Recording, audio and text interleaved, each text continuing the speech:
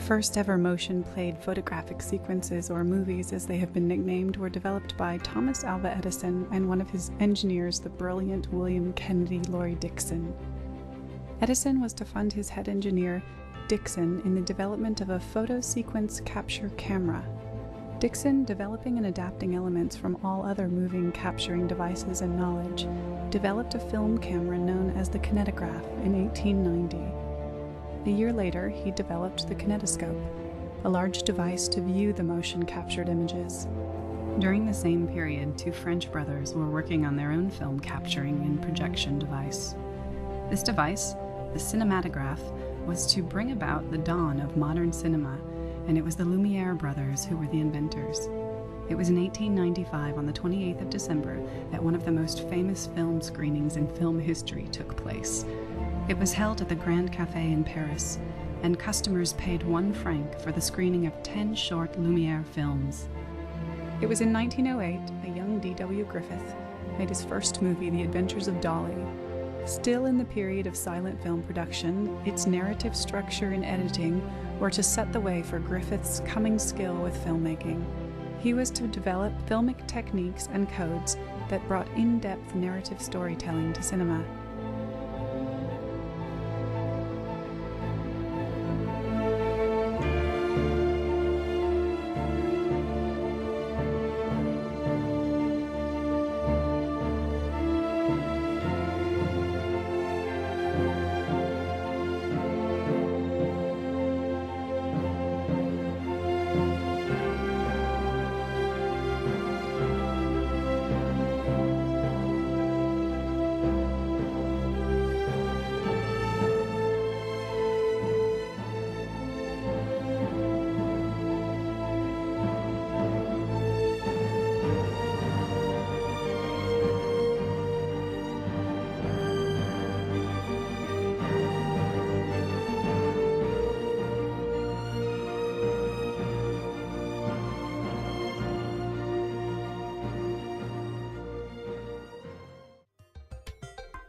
A digital camera does not use film.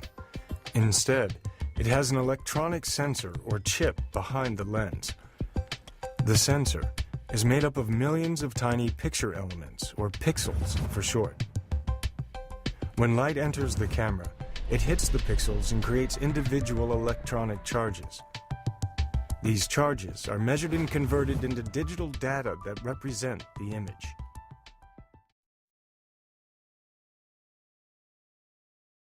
Television uses radio waves to send sound and pictures. You might also receive broadcasts through a cable or via satellite. The sound is captured like a radio broadcast.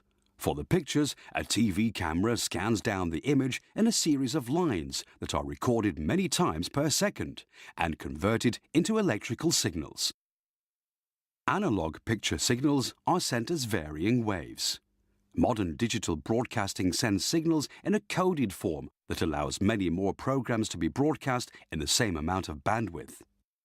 When the signal arrives, it is converted back into a picture on your TV set alongside the audio track.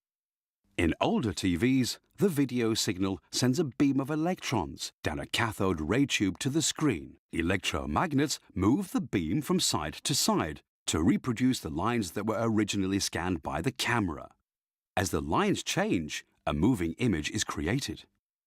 The screen is covered with red, blue, or green phosphors. An image is formed when the electron beam lights up some phosphors, while leaving others dark. In TVs with liquid crystal displays, or LCDs, there are many thousands of pixels in the screen, each of which can become red, blue, or green. The pixels in plasma TVs contain tiny fluorescent lamps. LCD screens typically contain 3 times as many pixels compared with the equivalent in a cathode ray tube. In high-definition TVs, the number of pixels is doubled again. And now, super high-definition sets are being developed that have screens with 32 megapixels, 100 times better than the cathode ray tube.